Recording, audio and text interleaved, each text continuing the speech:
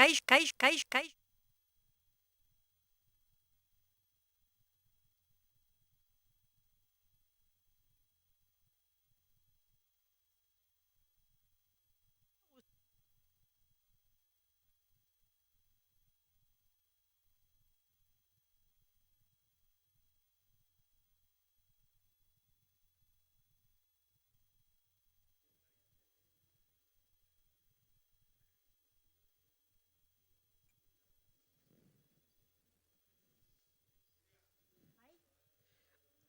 Oso ondo.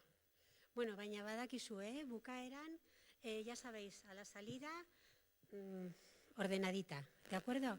Aunque no se oiga y no os lo cuenten. Bueno, Víctor Rodríguez Rivera, bergaratarra, es profesor titular de la Facultad de Farmacia de la Universidad del País Vasco, donde imparte multitud de cosas. Asimismo, es investigador del Grupo Nutrición y Obesidad, en el que desde 2004 dirige la línea de programas de intervención alimentaria. Ha participado y participa en innumerables proyectos de investigación nacional e internacional. Pues me estaba comentando en Colombia, en África, Sudamérica, en fin. ¿Dónde no está metido Víctor? En el 2016 se presentó al concurso de monólogos científicos de la Fundación Aqua, con el monólogo El mecanismo de la sed, en el que trató de responder a cuestiones tan frecuentes como ¿cuánta agua necesitamos cada día? ¿Cómo funciona el mecanismo de la sed? O si hay que beber los dichosos 8 vasos de agua al día para estar hidratado. Preguntas que seguramente nos hemos hecho muchas de nosotras y nosotros. Desde hace años es asesor científico del Observatorio Nutricional del Ayuntamiento de Vitoria-Gasteiz y del Departamento de Salud del Gobierno vasco. Hoy nos va a hablar de los alimentos que, a pesar de ser perjudiciales para nuestra salud, seguimos consumiendo, y de aquellos que, aún sabiendo que son saludables, no son abundantes en nuestra dieta. Con su ayuda, seguro vamos a mejorar nuestra educación alimentaria. Cuando quieras, Víctor. Eskerrik asko. Bueno, hasteko eskerrak eman nahi nizkioke, ekintza hau, antolatu duten pertsona guztiei, nire jaioterrian hitz egiten egoteko ohore hau emateagaitik, benetan niretzat ohore bat da, baita ona hurbildu zareten guztioi eta streaming bitartez jarraitzen ari diren pertsona guztiei. Decía que quería en primer lugar agradecer a todas las personas que han organizado este evento, el que hayan querido que hoy esté aquí en mi pueblo natal, el sitio más bonito para mí, hablando de lo que me apasiona, el trabajo. Agradeceros a todas vosotras y a todos vosotros el que hayáis venido y a todas las personas que nos siguen por streaming. Como os han comentado, voy a hablar de una cosa que yo creo que, de alguna manera subyace, la tenemos meridianamente clara, lo pondré un poquito en duda, y es por qué comemos las cosas que comemos. Es una pregunta que tiene muchas vueltas, vamos a intentar aclararlas, y como han dicho antes, ¿qué pasa cuando, a pesar de que sabemos lo que tenemos que comer, yo creo que todos y todas sabéis que hay que comer mucha fruta y verdura, que no hay que comer alimentos procesados? Y os tengo que advertir que lo que yo voy a explicar aquí quizá no aplique personalmente a la gente que estáis aquí, porque ya partimos de un sesgo, y es que si habéis venido a una charla de alimentación estáis interesados y interesadas en la alimentación y probablemente comáis mejor que la media poblacional, ¿no? Esto aplica a la población, donde los datos son tozudos, como vais a ver, ¿no? ¿Por qué comemos lo que comemos y sobre todo aquellas cosas que sabemos que no debemos comer? Nos falta alguna pieza en el puzzle, porque llevamos décadas intentando cambiar la alimentación de la población, sobre todo que consuman saludablemente, y estamos consiguiendo todo lo contrario. Todos y todas estamos cansados de ver cómo va incrementándose la prevalencia de obesidad, cómo va incrementándose la mala alimentación, ¿no? De hecho, vamos a seguir este esquema. Voy a hablaros de una gran paradoja que se llama disonancia cognitiva. ¿Por qué no comemos lo que tenemos que comer? Hablaré qué aspecto científico está detrás, porque aunque parezca que no es así, esto lleva estudiándose décadas, pero sobre todo por parte de la industria de producción, distribución y venta de alimentos, y no tanto por la ciencia que quiere que comamos mejor. Y hablaremos de algunas de sus aplicaciones que irán saliendo a lo largo de la charla. Es cierto, esto a nadie se le escapa, que si empezamos a ver noticias de salud o las escuchamos en los noticieros o las leemos en el periódico o en Internet, estamos cansadísimos desde hace décadas de ver cosas así, ¿no? La obesidad va a crecer, un problema que no cesa, en Euskadi se ha incrementado un 25% en X años, y lo que eso significa. Es decir, no es una cosa que nos sale gratis, lleva comorbilidades asociadas, enfermedades concretas, hipertensión, diabetes, problemas cardiovasculares, mortalidad y, por supuesto, gasto sanitario. Un gasto sanitario enorme. Un gasto sanitario enorme porque pudiendo comer bien, comemos mal. Fijaos qué paradoja, ¿no? Y estas cosas quedan así como un poco generales.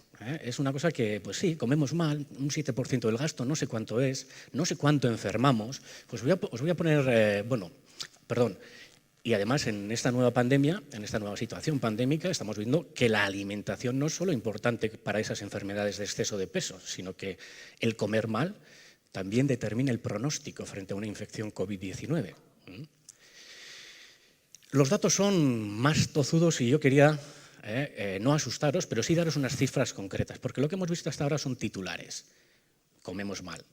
Un estudio muy potente realizado hace unos años y publicado hace muy pocos en 51 países europeos, siguiendo la alimentación de la población durante pues, casi 26 años y relacionándolo con enfermedades, llegó a unas conclusiones en Europa fulminantes. Es decir, hasta ahora os he dado titulares y ahora os doy números. En 2016 murieron 2 millones de personas por eventos cardiovasculares relacionados por la alimentación. Es decir, comer mal mató a 2 millones de personas en un año. Es el 22% de todas las muertes en Europa ese año y la mitad de la gente que se murió por infarto, por ictus, se murió porque en su vida había comido mal.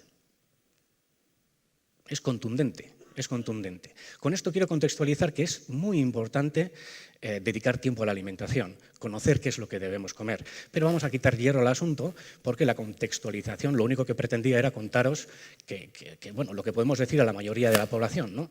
Que comemos mal o coméis mal y lo sabéis, ¿no? ¿Qué ocurre cuando tenemos que elegir alimentos? ¿Por qué comemos mal? Comemos mal porque elegimos mal. Elegimos mal. Sabemos que debemos comer fruta y verdura, sabemos que no debemos comer ultraprocesados, pero hacemos todo lo contrario. Y eso tiene un nombre en ciencia. A nosotros, a nuestro grupo de investigación, el Ayuntamiento de Vitoria nos propuso trabajar con ellos en educar a la población en comer mejor, intentar cambiar cómo comían. Y esto, os lo tengo que contar, es fruto de la casualidad. Porque en mi grupo, cuando nos dijeron eso, lo primero que hicimos es estudiar el estado del arte, que se suele decir, ver qué se podía hacer, cómo podíamos cambiar la alimentación de la población, y nos desesperamos, porque habíamos visto que en tal gobierno han hecho esta cosa, esta universidad ha hecho este otro proyecto, y lo que conseguían eran muy pequeños cambios. Y decíamos, es que igual no podemos cambiar la alimentación de la población, le decíamos al ayuntamiento. ¿Vamos a invertir recursos si no es posible? ¿Qué hacemos? Hasta que nos encontramos con la ciencia del comportamiento humano. Quisimos buscar quién sí de verdad consigue cambiar la alimentación de la población. Las empresas de producción, distribución y ventas de alimentos. Están detrás de muchos cambios y eso es lo que vamos a ver hoy aquí. De hecho, nos encontramos que el problema que tenemos a la hora de decidir comer un alimento, cuando comemos lo que sabemos que no tenemos que comer, tiene un nombre científico y se llama disonancia cognitiva, que no es otra cosa que un conflicto entre lo que pensamos y lo que hacemos. Yo ya sé que no debiera beber alcohol, sin embargo, lo bebo.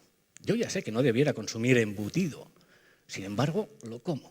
Eso se llama disonancia cognitiva, que es un nombre curioso que sería, bueno, yo creo que pegaría muy bien en un grupo de la movida madrileña, ¿no? Alaska y disonancia cognitiva, pero hemos encontrado el nombre a lo que nos pasa. No somos bipolares ni tenemos ninguna enfermedad, sino que lo que nos ocurre es que somos disonantes cognitivos.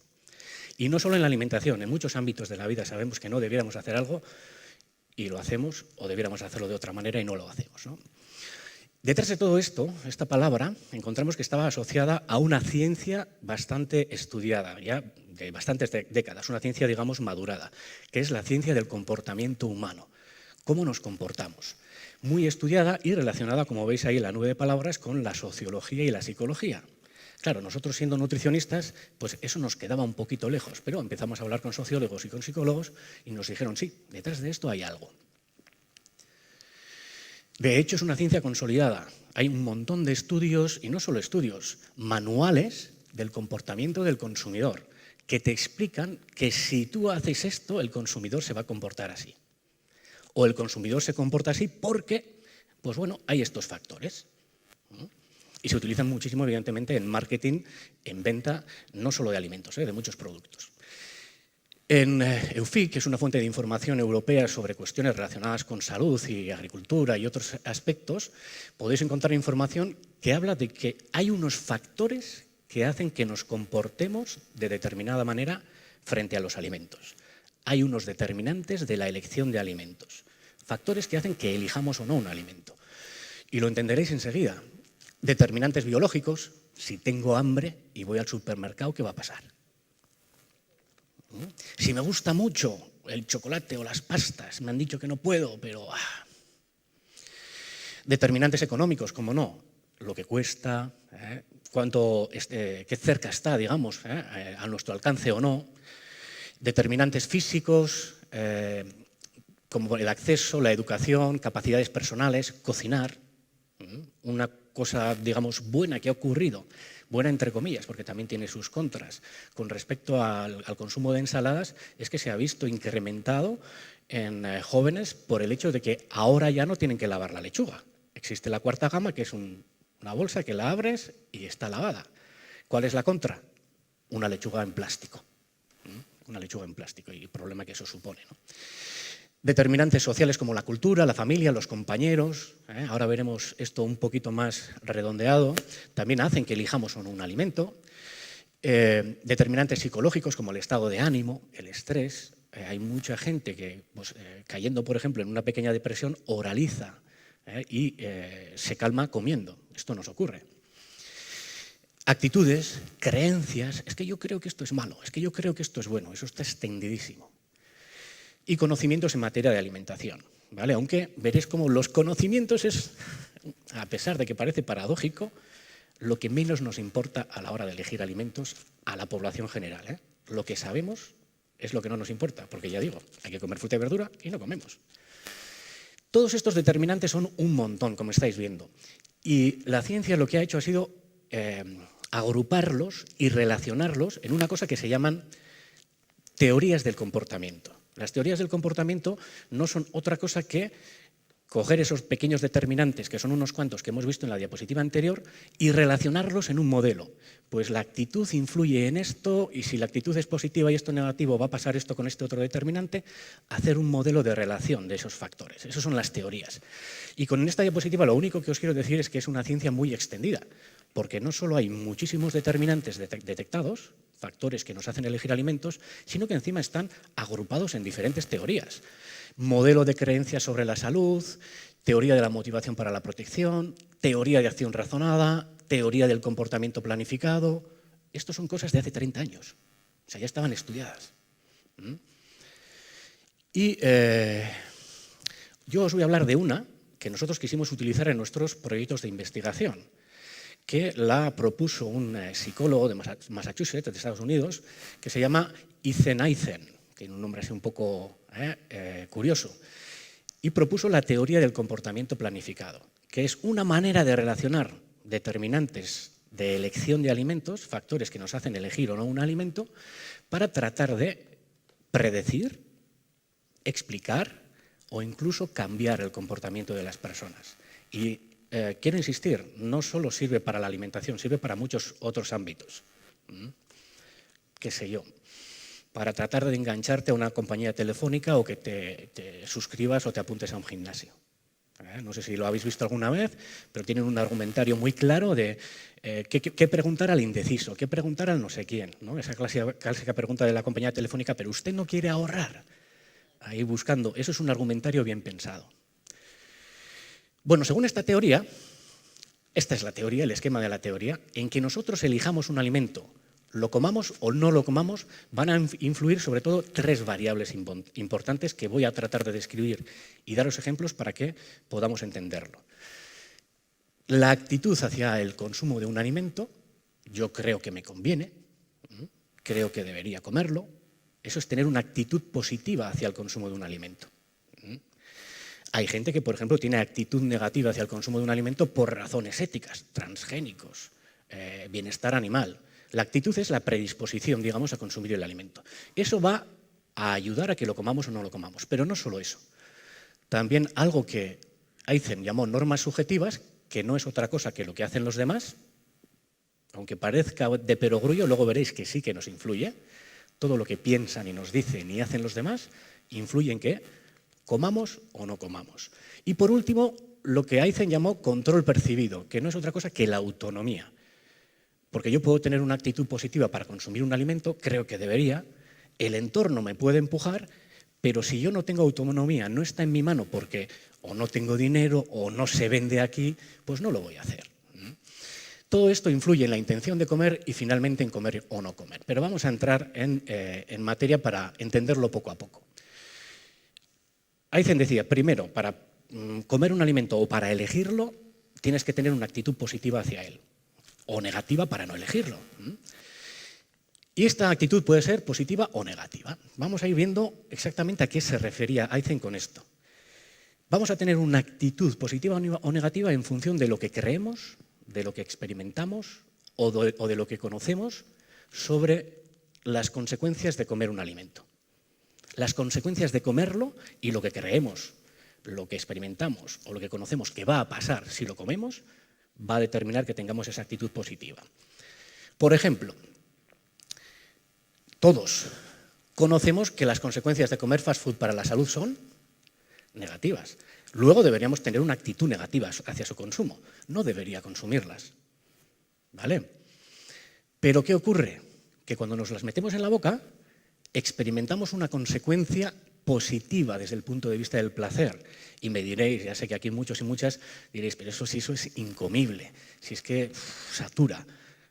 Pero globalmente y mundialmente el fast food arrasa. Estoy seguro que más de una nunca pensaríais que vuestros hijos se juntan en lonjas y pues bueno, piden kebab, piden globo, piden just eat y se iba a normalizar una manera de comer fast food muy sencilla.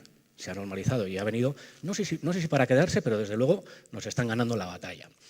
Y además, en algunos casos, en el caso de los chiquillos, si les dan un regalo con el Happy Meal, están también experimentando una consecuencia positiva de decir, aita, ama, cómprame una hamburguesa.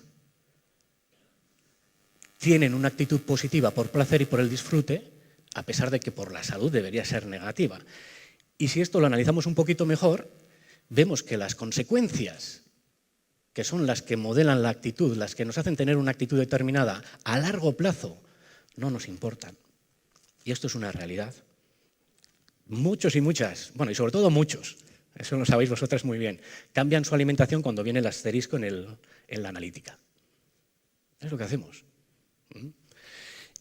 Frente a las consecuencias inmediatas, que es el placer, el regalo, la recompensa, quedan aplastadas. Ganan las consecuencias inmediatas sobre tener una actitud hacia un alimento. Con lo que al final nos da un poquito igual la salud, porque, bueno, de vez en cuando no importa y lo consumimos. El problema es cuando se convierte en un hábito. Y además aquí se empieza a perfilar una cosa que es interesante. Fijaos la importancia del conocimiento de lo buenos o malos que son los alimentos para la salud. Es pequeñísima. Y nosotros y nosotras, y en tono del mea culpa, desde la posición de enseñar a la población a comer, lo único que hemos hecho, prácticamente lo único hasta ahora, ha sido decir no lo comas que es malo, come lo que es bueno. Pasaba con el tabaco, la gente no sabía que se iba a morir por tabaco, por fumar. ¿Os acordáis aquellas imágenes del Parlamento Vasco de hace unas cuantas décadas, todo lleno de humo, los bares? La gente no sabía que daba cáncer, pero directamente, y lo hacía. Los conocimientos en salud no sirven mucho. Son importantes, pero no sirven mucho. Vamos a cambiar a otro ámbito. Vamos a hablar, por ejemplo, de un alimento sano. Alimento sano y niños. Todos, hasta los niños, conocen que las consecuencias de comer verdura para la salud son buenas. Deberían tener una actitud buena hacia el consumo de las verduras, porque saben que son buenas. Pero ¿qué pasa? De nuevo, la consecuencia inmediata puede. Nos cuesta acostumbrarles a ciertos sabores, nos cuesta acostumbrarles a ciertas preparaciones y experimentan sensaciones negativas inmediatas a la hora de consumir verduras. Y eso gana sobre la salud, eso gana sobre los las consecuencias a largo plazo. En definitiva, para tener una actitud positiva o negativa hacia el consumo de determinados alimentos, las consecuencias a largo plazo de consumirlas tienen menor poder que las consecuencias inmediatas. Si es palatable, si encima me dan una recompensa, 3x2, me da igual, hay muchas maneras de conseguir que exista una consecuencia inmediata que haga que yo tenga una actitud positiva. Van a ganar ellas. Esto quiere decir que conocer si un alimento es saludable o no no es tan importante a día de hoy, en la mayoría de la población, hablando globalmente, frente al disfrute que produzcan. Y el impacto de los conocimientos es mucho menor que el de las experiencias. Por eso veréis en cantidad de anuncios, no solo de alimentos, de otros productos, que se habla de la palabra experiencia. Veréis a gente sonriendo, sin decirte que te están vendiendo algo especial, porque eso nos importa más que lo que va a hacer en nuestra salud ese alimento. Y me diréis, pero no has hablado de las creencias, creo que las consecuencias de comer un alimento son buenas o malas, ¿eso cómo influye? Influye muchísimo. Lo que pasa es que esto sería motivo de otra charla de mitos alimentarios, estamos entrando en el mundo de la mitología. Creer no quiere decir que eso es un hecho.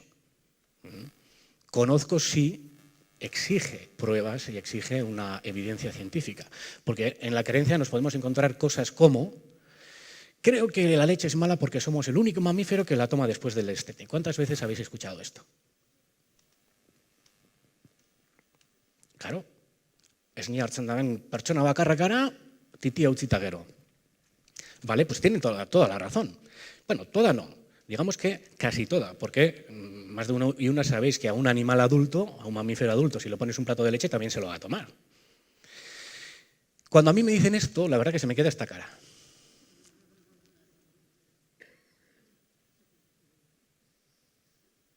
Porque sí, en parte tienes razón, pero leche, somos el único mamífero que va vestido por la calle, vete desnudo. Somos uno de los mamíferos que se ponen vacunas sistemáticamente, también a la ganadería, pero no a los animales que viven, por ejemplo, en libertad. Los únicos que hacemos deporte por placer o por competir, federados o no federados. Los únicos que estudiamos carreras universitarias. Los únicos que leemos por placer y nos gusta la cultura y divulgamos y tenemos la manera escrita para transmitir, ¿no?, nuestros conocimientos. Los únicos que investigamos y conseguimos una vacuna en tiempo récord o varias para luchar contra una situación casi sin precedentes, por lo menos en la edad moderna, y somos los únicos que hemos pisado la luna. Somos los mamíferos, los únicos mamíferos que hacen tantas cosas que esta afirmación, aunque es parcialmente cierta, es pueril. Hace unos cuantos miles de años, en Oriente Medio se produjo una mutación en los seres humanos que hizo que pudiéramos digerir la leche después del destete. Y vimos que era un alimento rico, que podíamos hacer quesos, que podíamos hacer yogures, lo incorporamos a la dieta y hoy es el alimento a través del cual conseguimos más calcio, por ejemplo, en Europa. Y esto dicho, por supuesto, respetando todas las opciones alimentarias de cualquier persona. Cada uno y cada una elige lo que quiere y lo que no quiere comer, pero si a mí me preguntáis como experto, esto no es una razón para dejar de tomar leche. Podéis tomar lo que queráis, pero esto no es una razón para tomar leche. Y como con esto, con las creencias, podríamos continuar, ya os digo, 6 o 7 charlas.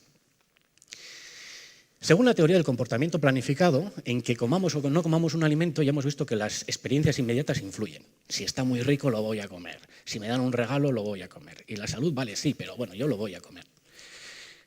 Aizen decía que las normas subjetivas o lo que hacen los demás también nos influye, que también pueden ser empujar o inhibir que comamos un alimento, estas normas subjetivas. ¿Pero qué es esto de las normas subjetivas, del entorno, de los demás? Los demás creen que debería consumir un alimento, o me siento presionado para consumir un alimento, o es normal consumir un alimento. Esto va a hacer que lo consumamos o no, y me explicaré con ejemplos. Ahora vamos a pasar a otro alimento que no es considerado saludable. Sabéis que el mensaje ocasionalmente y con moderación ya tiene que desaparecer porque no hay consumo seguro de alcohol. 0 es el consumo más seguro. Porque ya sabéis eso de que no. El médico dice que una copita de vino no viene nunca mal y yo he sido camarero en Vergara muchísimos años y eso me lo han dicho en la barra. Y yo hacía cálculos, digo, pues lleva 8 bares, lleva una botella de vino. Claro, Y esto pasa siempre así y lo diré, yo también lo he hecho. Todas estas frases que nos dicen, ya sea en el médico, ya sea en el banco, ya sea no sé dónde, las tomamos a nuestra conveniencia siempre. Somos seres humanos, somos así. Los demás, evidentemente, nunca van a creer que yo debiera consumir alcohol, ni nadie por salud, nunca lo van a creer. Entonces, estas normas subjetivas nos deberían empujar a no consumir alcohol. Pero hay ocasiones en las que nos sentimos presionados para consumir alcohol. ¿Qué pasa si al que lleva el bote, cuando estáis de poteo, le decís, sácame mosto, sácame agua? ¿Pero cómo vas a pagar por algo que sale del grifo? Venga, va, que te saco un vino, ¿qué te gusta? Presión. Si no eres el rarito y la rarita que no toma alcohol en los bares. Presión. Esto es por un sentido de pertenencia. Es decir, tú no tienes que ser el rarito, no te tienes que salir del redil. A veces tú dices, sí, pues me siento raro. Este sentimiento de pertenencia nos suele empujar al consumo de alcohol. Y ocurre en muchos ámbitos. Yo que sé, gente, no sé si hay aquí gente que va a correr, o gente que va a pasear, o que va a hacer determinada actividad cultural y tienen pues un plazo y están por WhatsApp. Oye, que yo he ido a correr y tú no puedes ir a correr. Y ostras, y te sientes presionado. Y dices, es que estos están yendo a correr, yo no puedo, o estos se han juntado para no sé qué, yo no puedo, y sientes presión. Y además está institucionalizado la cuadrilla, el pinchopote, el jueves o el viernes o el sábado o el domingo o el vermú o lo que sea. Es normal. Si todo el mundo lo hace, ¿por qué voy a dejar yo de hacerlo? De nuevo, las normas subjetivas, en su gran mayoría, nos empujan a elegir un determinado alimento. Y las cuestiones de salud tienen menos poder que las cuestiones sociales o culturales. Muchísimo menos. Fijaos de nuevo, el conocimiento en salud, qué perjudicado queda desde el punto de vista del poder que tiene para hacer que cambiemos nuestra alimentación. Conocer lo que es bueno o lo que es malo no es tan importante como que esté rico, que esté aceptado, que sea normal, que lo haga todo el mundo. Y en nuestros chiquis pasa. Comen chuches. Y fijaos qué cosa más potente. Las primeras transacciones económicas que hacen, las hacen en las tiendas de chuche. Paga de fin de semana y ya saben que si doy dinero me dan tantas chuches y además lo suelen tener súper controlado. A ver, con estos céntimos y tal puedo comprar no sé qué, no sé cuántos. Comparan entre ellos y el peligro que tiene detrás. Sus primeras transacciones económicas. Yo recuerdo cuando todavía a mí aquí en Vergara me mandaban a la carnicería, me mandaban a la frutería, me mandaban por el pan y yo ya sabía que se podía comprar comida normal con dinero. Mis transacciones económicas no eran chucherías. Hoy en día esto es totalmente diferente. Están adquiriendo hábitos y eso va a quedar para el futuro. Por salud, saben que no deberían comerlas. Por sentido de pertenencia, pues no voy a ser el de la cuadrilla que mientras vosotros vais a las chuches yo voy a comprar 2 manzanas. Es irrisorio, es absurdo. Y por tradición, fin de semana paga chuches. Es así. En nuestra época era fin de semana, cine y pipas, ¿no? O frutos secos o lo que se pudiera. Nuestro entorno, los demás, nos empujan a consumir más por razones sociales o culturales que por razones de salud. Nadie, creo que haya escuchado, no bebas que es malo. No bebas vino, no te tomes ese vino que es malo. En un entorno de poteo. Y por último, Aizen decía que el control percibido o la autonomía, cuán fácil tenemos comer un alimento, también puede hacer que lo elijamos o que no lo elijamos. Y aquí vamos a ver, sobre todo, más claramente, porque hasta ahora participaba más la persona, ¿no? en que tengamos una actitud positiva o negativa, en que nos presionen o no nos presionen, o sea normal el consumir un alimento. Pero aquí ya entra en juego, sobre todo, esa maquinaria que os he dicho de la industria alimentaria para empujarnos a consumir.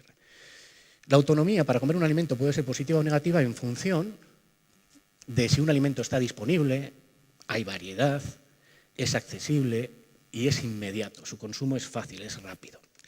Vamos a hablar de fast food y de alcohol, por ejemplo. Me resulta fácil consumir fast food porque está disponible y hay variedad. Fijaos cuántos restaurantes de McDonald's distribuidos por España. Lo tenéis en la web de McDonald's y podéis entrar, por ejemplo, en un Madrid para ver que casi en cada barrio hay una tienda de fast food. En Euskadi, pues en Vitoria tenemos menos. De hecho, el primer McDonald's que cerró en España cerró en Vitoria, uno que estaba allá por la calle de Ato, creo. Pero ahora ya lo hay en los cines, ya lo hay en las distintas entradas de Vitoria y hay otras cadenas de fast food. Y yo reconozco que vi el primer Burger King en el primer centro comercial de Vitoria, que creo que era el del Aqua, entrando a los cines, Y pensé, hace ya bastantes años, que esto no iba a triunfar aquí. Eso, los kebabs, y el Kentucky Fried Chicken y todo lo demás. Ha llegado para quedarse. Muchos puntos de venta, variedad, aunque todo sabe igual, y han puesto remedio a la pereza humana. Es que no me apetece quedarme allí porque hay mucho barullo. Bueno, vienes en el coche y te lo llevas. Es que estoy con la mantita aquí viendo First Dates o el Conquist y no me apetece, coges el teléfono y te lo llevan a casa. Totalmente disponible. Totalmente. Y encima con variedad. En cuanto al alcohol, lo mismo. Hay más bares que portales en muchas calles. Y entras dentro y donde antes pedías un tinto, un claro o un blanco, ahora ya son verdejo, blanco macerado en barrica, Rioja Joven, Ribera del Duero, la lista de vinos. Y en cuanto a los licores destilados, ya ni os cuento. Ginebra especial, con andrinas no sé qué, no sé cuántos. Todo eso detrás tiene la maquinaria de vender y de que consumamos. Y en cuanto a la accesibilidad, tiene que ver con el precio. No es caro beber alcohol. No es caro consumir fast food. Pero para nada. De hecho, a veces, y es lógico, mucha gente se plantea, ¿para qué voy a cocinar si por 2 euros ya tengo la cena hecha? Sobre todo gente con determinado poder adquisitivo, donde esto tiene muchísimo más impacto. Está rico y es barato. Y además, ya sabéis cómo es. Lo pides y a los 3 minutos los tienes en la mesa y a zampar. Tú pides un chiquito, hacen así, y te lo puedes beber de trago, o una sidra. Es inmediato. No hay que cocinar, no hay que preparar, eso también influye. Y esto está pensadísimo, está pensadísimo. Así, tenemos una pasmosa autonomía para consumir alimentos poco saludables. Incluso alimentos procesados. Frente a los mercados de pueblo o de ciudad, los mercados de productores, ahora nos encontramos, yo estoy hablando por ejemplo de Vitoria, pero aquí también hay un entorno. En Vitoria, ¿por qué creéis que hay un Mercadona, un Leclerc, un Carrefour, un Eroski, grandes, uno al lado del otro y en distintos barrios de Vitoria? Yo pensaba, ¿esto será rentable? Claro que es rentable. Está ahí siempre y nos hemos acostumbrado a usarlo y hacen un negocio tan grande que pueden estar compitiendo uno enfrente del otro y aún así estar forrándose. Nosotros pagamos. Y los mercados populares, los mercados de productores, pues una vez a la semana, no hay de todo, no es tan atractivo desde el punto de vista de esos regalos y recompensas 3x2 o productos que no podemos encontrar. Los estamos matando poco a poco y lo sabemos, es decir, al final estamos haciendo casi de algunos mercados un museo, ¿no? Porque mantenemos todo esto, porque da muchísimo dinero, luego lo veréis. Daré cifras no de supermercados, pero sí de fast food y es un poco aberrante.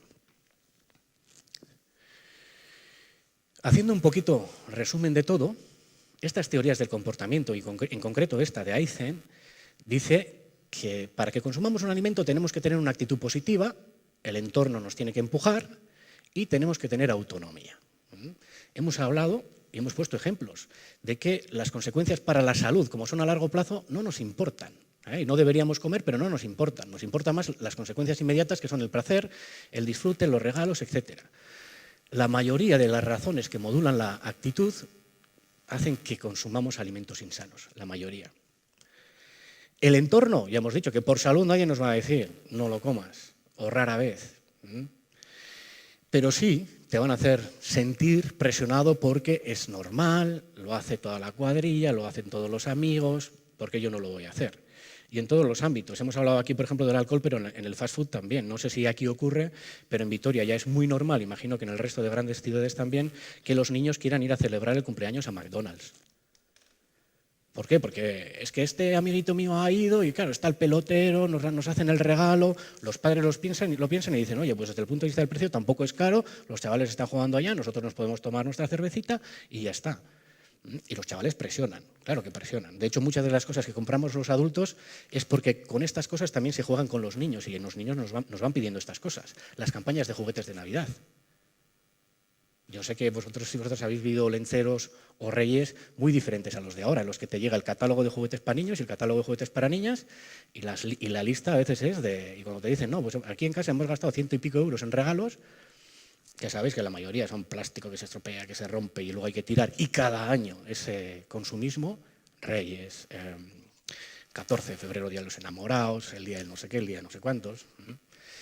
Y a través de los niños a nosotros también nos presionan para que compremos muchas cosas. Muchas cosas se las compramos porque nos piden, por favor. Y a veces, pues, oye, es que mi amigo tiene la Play y yo no la tengo. Bueno, pues ya veremos. Y en cuanto a la autonomía, los hacen totalmente disponibles, nos dan variedad, nos lo hacen barato y además no nos preocupamos de cocinar, te lo sirven y te lo comes. Todo empuja a consumir, pero el conocer si son buenos o malos sirve de muy poco. Sirve de muy poco. De muy poco.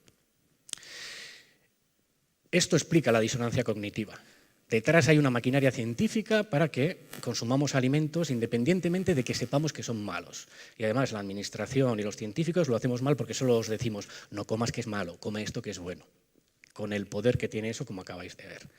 Nos llevan años de ventaja y generan esta disonancia cognitiva, que estemos comiendo lo que sabemos que no debemos y que no comamos lo que sabemos que debemos. Además, bueno, esto tiene, digamos, sus pruebas. Me diréis, wow, esto te lo puedes haber inventado y parece una conspiranoia, una paranoia. No, de hecho, entramos a trabajar nosotros en la promoción de la alimentación saludable con estas teorías del comportamiento a raíz de este informe que encontramos de EA Business School, que es una empresa dedicada a cuestiones económicas, que analizó, bueno, cuánto se vendía fast food en distintos países en diferentes años. Y podía decir, con la boca llena, el consumo de comida rápida en España crecerá un 50% en los próximos 5 años. ¿Cómo quisiera que saliera de repente bueno, el Departamento de Salud diciendo el consumo de fruta y verdura y de alimentos saludables crecerá un 50% en los próximos años? No.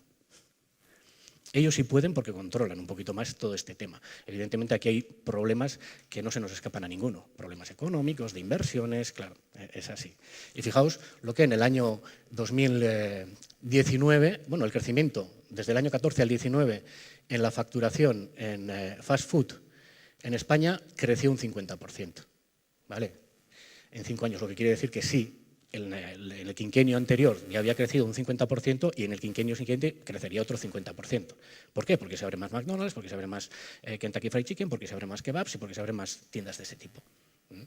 Y están ricas, están disponibles, están accesibles, todo el mundo lo hace, ¿tú por qué no lo vas a hacer?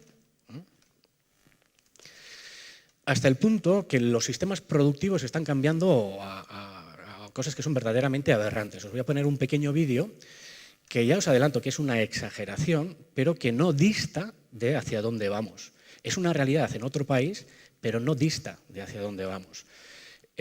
Aquí tenemos la suerte de que somos diría un pueblo que todavía tiene muy presente que somos nekazaris, arrantzales, eta abeltzainak, artzaiak, y pastores, es decir, hemos vivido el sector primario de toda la vida, hemos vivido en el monte y en el mar de toda la vida, y apreciamos el producto y apreciamos la tierra, pero en todos sitios no es igual, y aún así que tenemos esa cultura, ese talante, ese, digamos, espíritu, las empresas y la comida fast food ha llegado y se está quedando, y nuestros hijos comen kebabs y comen hamburguesas, ¿no? Y para alimentar todo eso, hay sistemas productivos que de verdad dan miedo.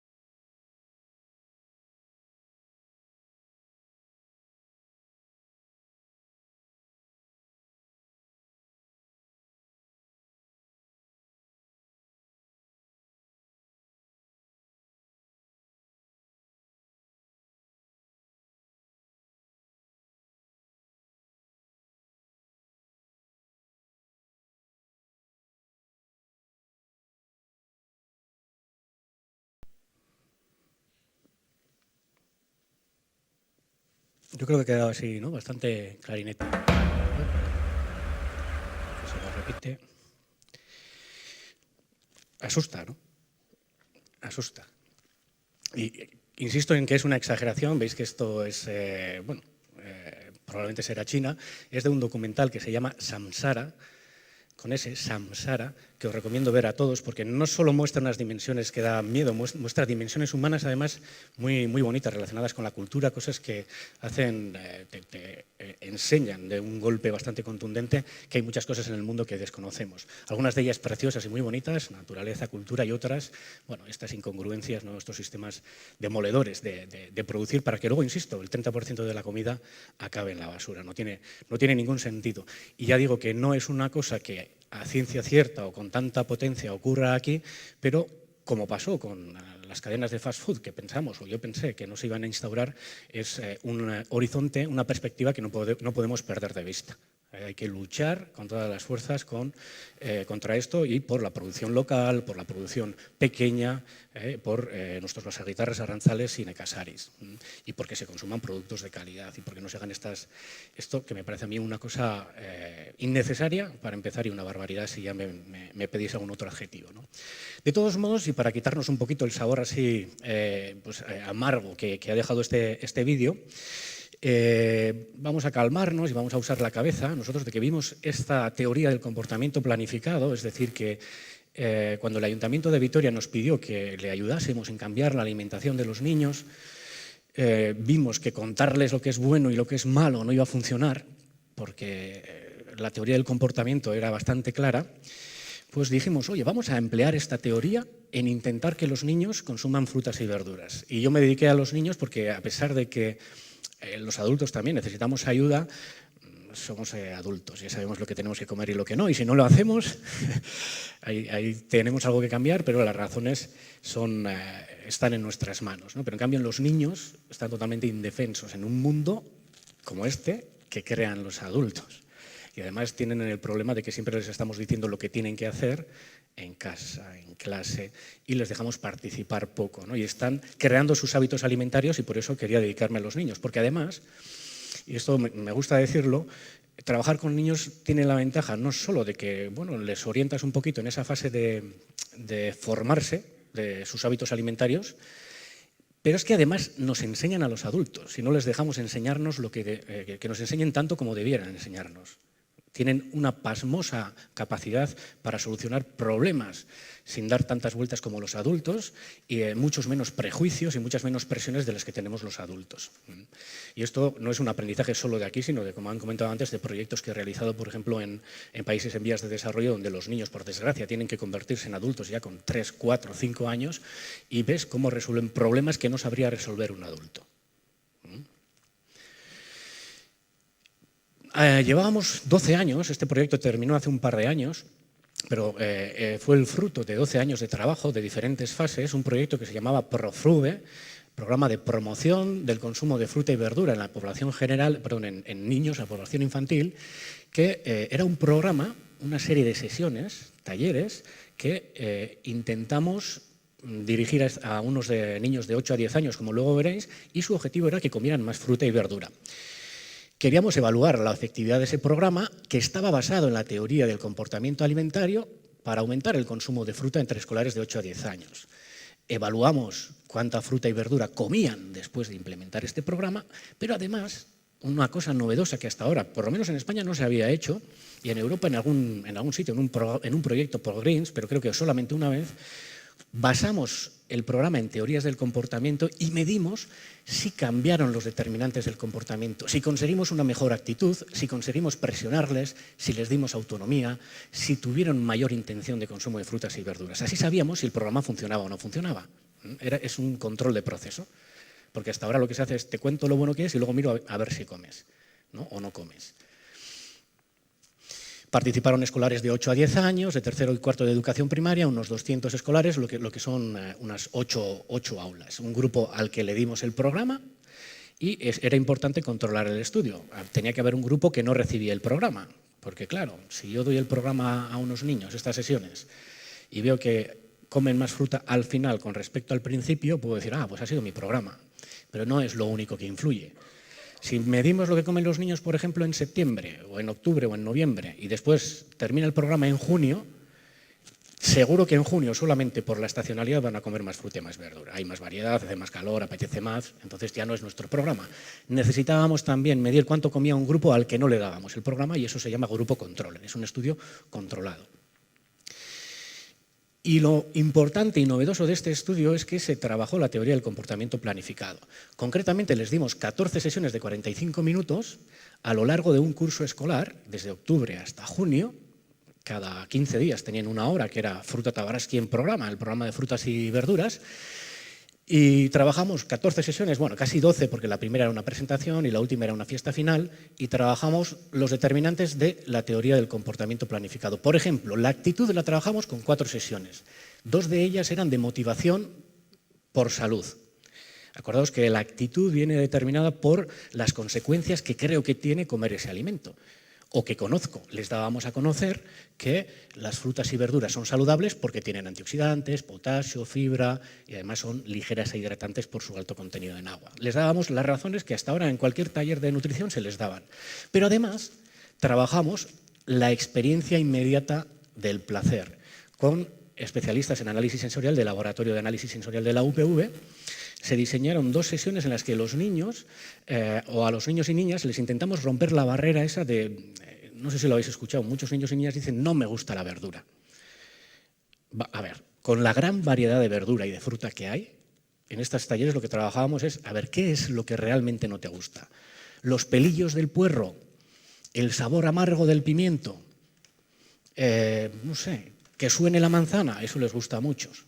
Se hicieron unos talleres de exploración de sentidos para que los niños nos dijeran realmente qué sensaciones de qué frutas y qué de verduras no les gustaban y, lo más importante, cuáles sí. De manera que se dieron cuenta que, oye, ya no puedo decir no me gusta la verdura, no me gusta esto, esto y esto, pero esto sí.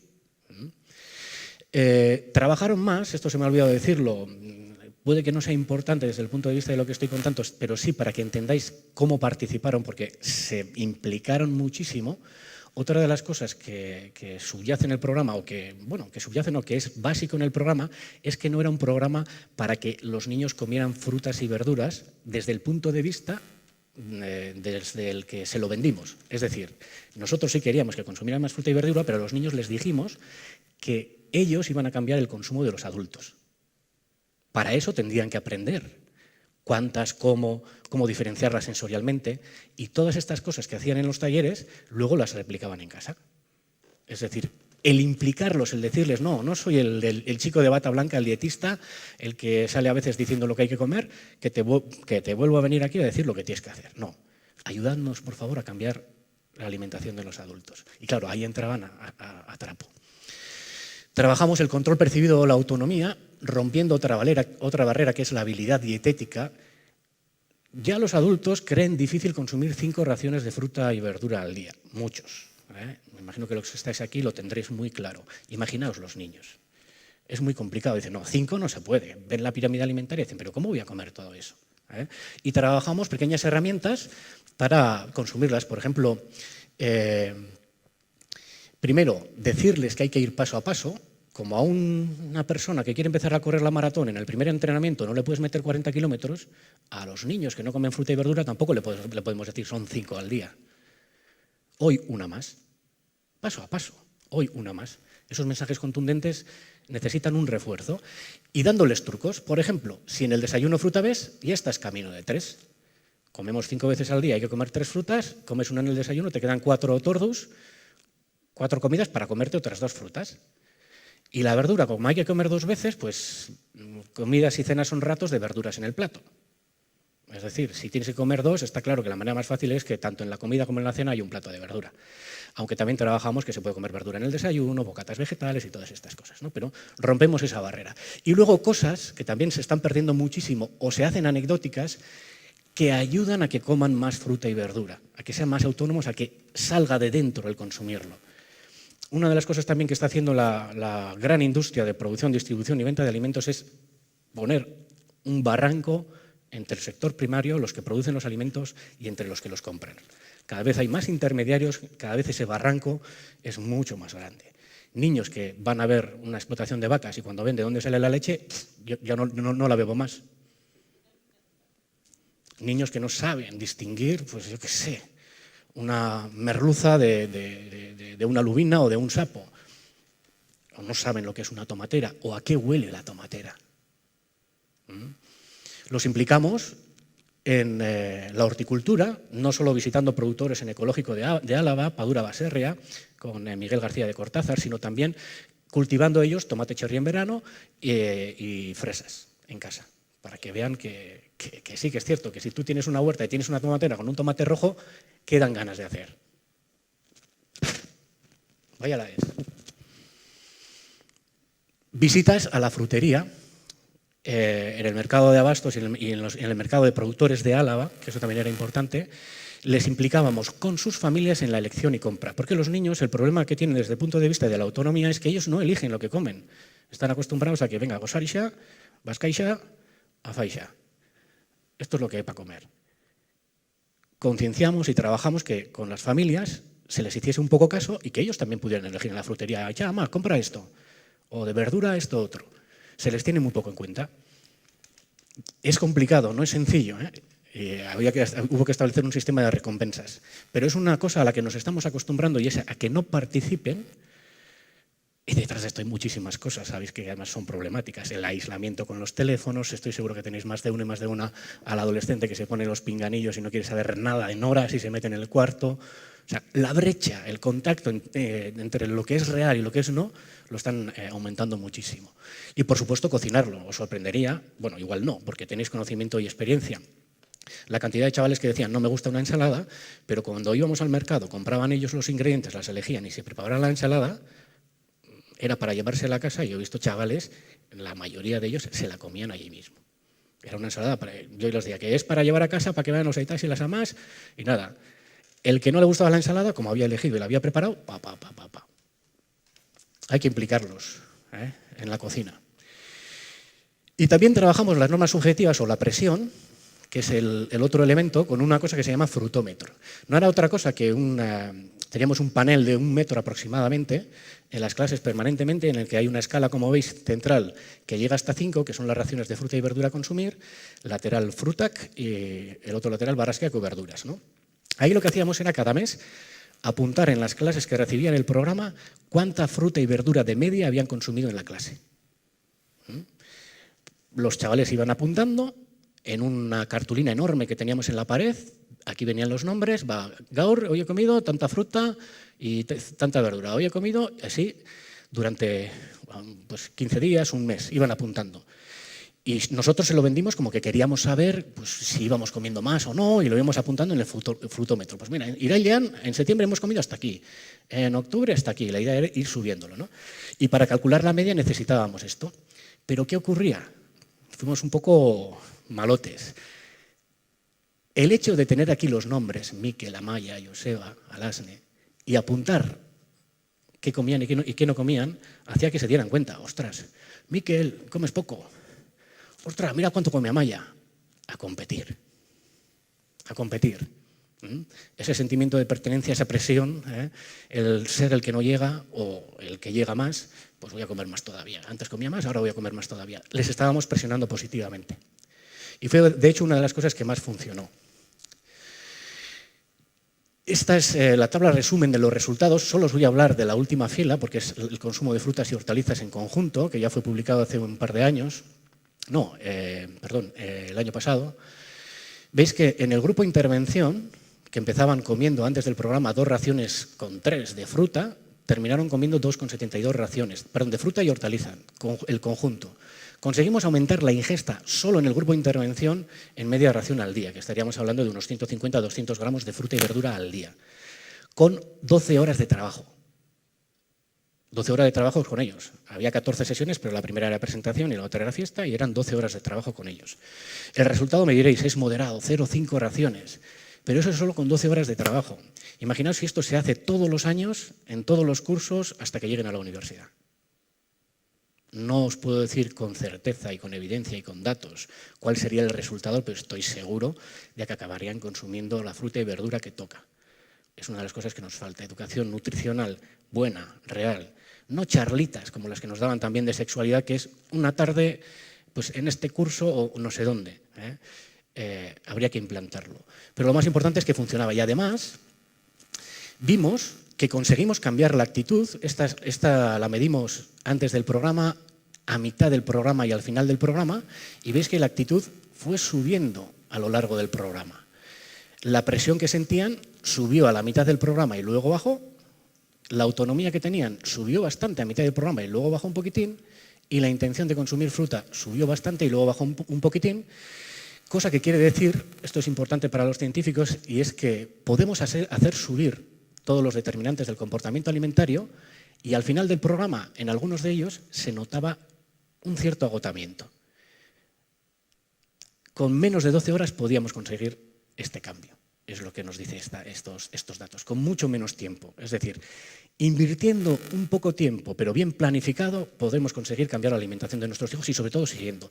Se me ha olvidado decir que este cambio en la alimentación, cuando dejamos de hacer el programa, esperamos un año, 365 días después, esos mismos niños seguían consumiendo ese incremento de frutas y hortalizas que produjo el programa. Tiene una inercia brutal. Funcionaba y se mantenía. Y además, para que veáis la importancia de todo esto, este proyecto era pequeñito. Lo que hicimos fue también trabajar con Gobierno vasco en una cosa que se llama el Plan de los 1000 días, que quizá habéis visto en algún teleberri, las iniciativas para una alimentación saludable, en el que estamos trabajando, pues la verdad que un número importante de científicos y de técnicos relacionados con la alimentación, y a nosotros nos encargaron un programa piloto para mejorar la alimentación en comedores escolares. Y esto, entre comillas, mejorar la alimentación, no lo que se sirve, sino evitar que se tirara mucho producto, mucha fruta, mucho pescado y mucha verdura, porque el problema de los residuos es importante, ¿no? Nos propusieron incrementar la proporción de alumnas y alumnos que terminan fruta, verdura y pescado en el comedor escolar. Y claro, nosotros enseguida dijimos, pues entonces vamos a hacer un programa como el que hicimos con las frutas. Pero quisimos arriesgar un poquito y dijimos, no, solo vamos a utilizar las normas subjetivas, la presión, la competencia, a ver si funciona o no funciona. Porque claro, era para chavales que son los únicos que van al comedor, que no son todos, era un número muy elevado de chavales, pero solo en el entorno del comedor. ¿Y qué hicimos? Ponerlos a competir. Les dimos una agenda de objetivos o un álbum que tenían en clase, en el que veis que hay objetivos para casa y objetivos para el comedor. Me voy a centrar en los del comedor porque son los mismos que para casa. He terminado la fruta estas veces, he terminado la verdura estas veces y he terminado el pescado estas veces en el comedor. Color amarillo, verde y azul. Instauramos un sistema, evidentemente formando primero a las monitoras y monitores de comedor, y cada vez que un niño o una niña se terminaba la fruta, se le ponía un sello amarillo en la mano. Iban a clase donde tenían este álbum, enseñaban al maixo o al andereño el sello y el andereño les daba una gomecha amarilla que ellos ponían en el álbum. Y eso quería decir que ese día se había terminado la fruta. Si había verdura y se la ha terminado, y ojo, solo si se la ha terminado, plato vacío. Tenían instrucciones muy precisas, así lo hicieron, si deja un poco, no hay sello, no hay gomecha. Y con el pescado azul. Y a medida que iban comiendo más, iban incrementando las gomechas. ¿Quién tiene más gomechas? ¿Quién tiene menos gomechas? Empezaron a competir. Y además esto con recompensa, porque no les íbamos a empezar a competir, a hacer todo esto sin nada, que es otra de las cosas que fallan muchas veces con estos programas. El que consiguiera terminar el 75% de fruta, verdura y pescado tenía un diploma de Gobierno vasco, ojo, se acopla, de Gobierno vasco de ikasle osasuntsua, alumno saludable. Y para implicar al profesorado, las clases que tuvieran 75% de ikasle osasuntsua, alumno saludable, tenían un diploma de aulas ikasgela saludable. Y así estaba el profesorado, oye chiquis, que hoy tenéis pescado, amaichu, que vamos a por el diploma. Toda la maquinaria apuntando a que se terminaran estos alimentos. ¿Qué conseguimos? Esto se hizo en un mes. El 93% de los participantes se terminaba la pieza de fruta. Antes solo lo hacía el 70%, 23% de incremento. Casi el 100% terminaba la fruta. Esto en términos de desperdicio es considerable. El 75% la verdura. Antes solo lo hacía menos del 50%. El 90% se terminaba el pescado. Antes solo lo hacía el 62%. De término medio, un 30% de incremento en terminarse esos productos concretos con un álbum, gomechas y un sello.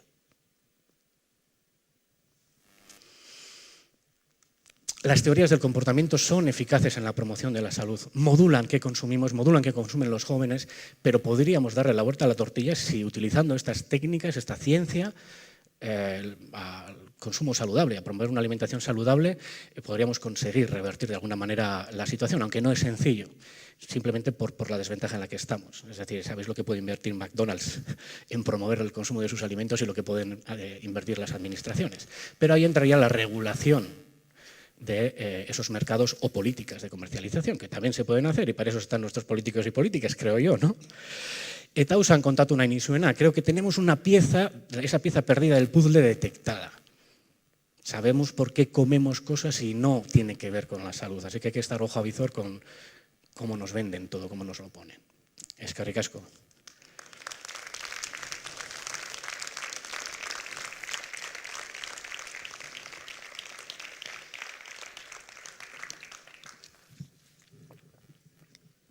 Galderetako unea, tiempo para las preguntas.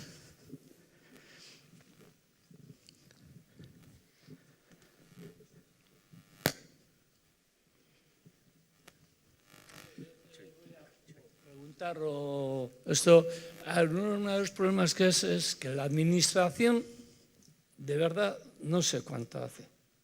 Porque es impresionante todos los permisos que se dan y todas las cosas. Claro, decirle a una familia que tiene que comer 5 frutas y muchas cosas, pues hoy en día con la situación que estamos, dar más tomar. Yo no sé si se puede intervenir en los precios o no se puede intervenir, pero yo creo que las cosas saludables deberían de ser las más baratas y las demás, pues más caras. Y entonces sí que se conseguiría mucho, porque al final mucha gente come como come, por el asunto económico. Eso, y la administración, pues yo creo que se debe implicar más, sobre todo en la educación, en las aulas y en todo esto. Porque lo demás no creo que vamos a un sitio. Un McDonald's, tú no puedes competir en propagandas y en cosas de esas. Pues eso en la televisión, prohibir hacer la propaganda, igual que se ha prohibido el alcohol. ¿No te parece que es...? Totalmente de acuerdo, es que no tengo mucha cosa que añadir. Yo que trabajo en la administración sí te puedo decir que la salud a veces se queda, aunque siempre se intenta hacer algo, no voy a poner en cuestión las intenciones de la gente con la que he trabajado, pero los recursos que les dan son limitados y muchas veces son para que se vea que hacemos algo en salud. No sé si me explico. Y sí, cuando a mí me han preguntado qué haría yo, qué creo que puede funcionar, les he dicho, hay que dar un volantazo, como se hizo con el tabaco. O sea, la cosa está tan mal que o damos un volantazo y los políticos están para legislar. Ahí me pierdo en esas dimensiones porque hay muchas presiones, hay muchos lobbies, hay muchos intereses, pero sin duda que hacer disponibles, accesibles, baratos, alimentos sanos como se hace con las hamburguesas haría que los consumiéramos más. Poner más impuestos, como se ha demostrado, por ejemplo, en el Reino Unido, a bebidas azucaradas, o como se ha demostrado también con el alcohol o con el tabaco, que la gente, pues oye, cuando ya la cajetilla te sube no sé cuánto, pues igual te lo tienes que plantear. Tiene su impacto, pero claro. Y aquí ya, siendo más sincero, que creo que muchas veces no lo pensamos, estamos ante una administración que vende drogas de las que se beneficia. No fumes, fumar mata, igual quito del Servicio Público de Salud los tratamientos derivados del tabaquismo porque tú elegiste fumar. Digo, no. Tú vendes el tabaco y te forras. Tú vendes el alcohol y te forras. ¿Qué sentido tiene que gastemos dinero en políticas de evitar tabaquismo y tratar gente que se muere por fumar a la vez que vendemos el tabaco? Seamos un poco serios. Y totalmente de acuerdo con lo que has dicho. Eso ocurre y hace falta un volantazo. Bueno, bai, ni ere guztiz ados esan dezun guztiakin, eta oain indezun aportazioakin ere bai. Eta horre, bota dezun bideo horretan, Bai. Bueno, hor ikusten da, esageratuta dagola, baina bide hortan goiaz, hemen goiluan granjak denok ezagutzen ditugu. Galpasorron jarri duten ganadutegi hori, Nafarroan, denok ezagutzen dugu ja. Ez dakit, aber jabetzen gean, zer daukagun. Noa goia zen, eta gero horre eraman dezun proiektu hori gaztiakin da, gazteizko proiektu hori, zoragarri, baina nire galdera da, eta umian, txutxian asuntu hori, hain lotuta daude astebuka erero txutxe dontzu hoietara, eta gaina zelako txutxeak, ez da gure garaiko txutxeak, dena koloriduakin, pintura pila bako, kolorante pila batekin da bar, ez da? Hori rekuperatu leike, ja galdutzaz jo behar dugu, zelan ikusten duzu? Ikusi duzu, lehen ipin dizuetan, datuen EA Business Schooleko aurre ikuspen hori, aldatu behar zala fast foodaren irensketa 150%. Aldatu dezakegu, podemos cambiar la alimentación, los patrones alimentarios de la población. En algunos casos se requiere volantazo y en otros progresivo. Ikusi genuen zer gertatu zen tabakoarekin, zela inpidintzen ostalaritza eta zer lortu den. Bai, egin daiteke, nik uste dut egin daitekela, baina behar da eseri eta benetan nahi egin.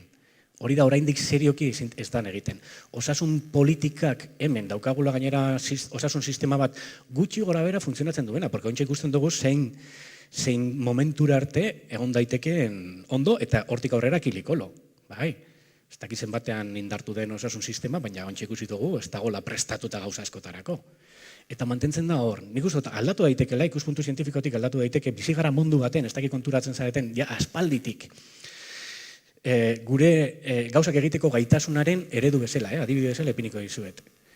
1903 urtean, bueno, lehenago, askoz lehenago, 1400 amaieran, igual, zu Jabik ezagutu duzu beto, 1500 urtean, Leonardo da Vinci marraztu zuen egaz egin zezakeen tresna bat. Bai, ezin zen eraiki zegoen materialik bere garaian, baina gaur eraiki dugu material egokiekin eta ostras, aerodinamikoki ondo zegoen. 500 urte luzetxo egin zuen hori. 1903 urtean, Wright anaiak, 20 segundu egin zuten egaz. Wright anaiak. 1903. 76 urte geroago zer egin genuen. 1969an. 76 urtean, egaz egitetik, txapuzeramente, ilargira heldu ginen. Osea, gure gaitasuna gauzak ondo egiteko, atzeko arrazoiak badakit direla militarrak eta abernosan boteretsuena, baina gure gaitasuna izugarria da nahiko agenu. Egin daiteke. Egin daiteke. Baina, mierdena da, jarri.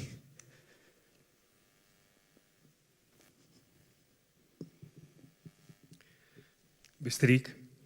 Hemen dik uste dago bat.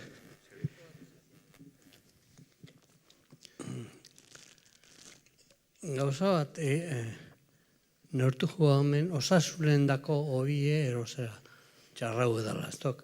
Baina personie, korputze bakarrik ez tok, ire animo momentu hortan, ero ire anemie, ero morala, ero zirkustanziak ez tok, batzuetan, ez da no jode, nik premiso gabi, neuke, no porta unok, ze koño. Txokolate hontza jango jote. Eta fan da, personie bierba da, 50 urtea zilbierba da, hildaike, baina posibizia da, bitxartien ez tok. Osea que... Bai, batzutan hartzen da guk kontatzen duguna, nutrizionista garela esaten dugunean, asko pentsatzen dute letxuga bakarri jate dugula. Eta ez da horrela. Neube naiz integrista eta talibana. Izan ere zaiz gustatzen izatea elikagai onak eta txarrak daudela. Afrikara juten ez eta adibidez azukre kilo batek hor egiten duena familia baten, aste baten, izugarria da. Eta ez diot onartzen nutrizionista bateri ere ez esatea azukrea pozoia dela edo veneno dela. Ez. Segun nun, elikagai bata eta errespetua eman behar zaio. Gu gara gaizki erabiltzen ditugunak elikagaiak. Eta integristak ez gara izan behar. Eta noski, norberak dauka subiranotasuna aukeratzeko. Eta piramidearen edo elikadura osasungarriaren barruan, gainera nutrizioaren aita, Grandeko Bianek, hemen, estatuan nutrizioaren aitak esaten zuen, dieta osasungarria gozagarria izan behar dela, placentera. Bestela ez dauka zentzurik. Eta pekatuak hortarako daude, baina karo, egunero pekatu hori da bizioa da. Baina bai, eta oso errespetagarria da, norberak nahi balin badau, gaizki jan eta oso posik eta 50 urterekin hil, norberaren aukera da, eta agian oso posik hilko da. Batzutan osasunaren kontua eta noiz hilko garen eramaten dugu estermo batzutara. Eta nik uste dut bizitza dela pausuz pausu eta gutxi gora bera buruarekin gauzak egin behar ditugu eta ez dana txuria edo beltza izan behar dela. Ez, nik ere txokolate jaten dut, kroasana jate ditut, eta hori bai, fruta eta barazki asko, eta listo, hau da, ohituraz egiten duguna osasungarria balin bada, pekatu horietxek noski, ez dizute minik egingo.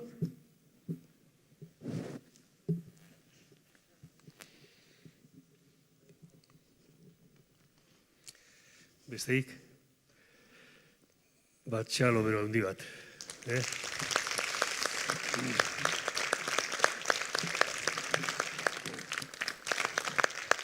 Eskerrik asko, guztioi.